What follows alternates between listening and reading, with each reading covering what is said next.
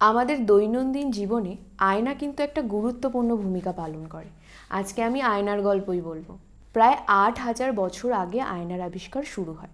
তখন বর্তমান তুরস্কে অবসিডিয়ান নামে এক ধরনের অগ্নিশিলাকে ঘষা মাজা করে আয়নার মতন দেখতে একটা বস্তু তৈরি করা হয়।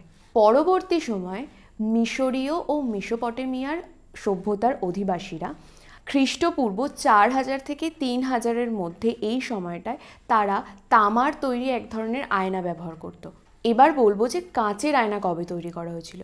খ্রিস্টীয় প্রথম শতাব্দীতে রোমানরা কাঁচের আয়না তৈরি করেছিল। জার্মান রসায়নবিদ জাস্টাস ফান লিবি আধুনিক সময়ে ব্যবহৃত রূপো ও কাঁচের সংমিশ্রণে আয়না আবিষ্কার করেন। রূপোকে ব্যবহার করে তিনিই প্রথম আয়না আবিষ্কার করেছিলেন। আর তার ওপর ভিত্তি করে অন্যান্য ধাতু যেমন পারদ, অ্যালুমিনিয়াম এই সব কিছুর সংমিশ্রণে আয়না তৈরি হতে থাকে। এই ছিল আজকের আয়নার গল্প। কেমন লাগলো আমাকে কিন্তু কমেন্ট করে জানিও। যদি ভালো লাগে একটা লাইক করে দিও, আর পরিবার বন্ধুদের সাথে শেয়ার করতে পারো। আর তুমি যদি নতুন হও তাহলে আমাকে একটা ফলো করে দিও। টাটা।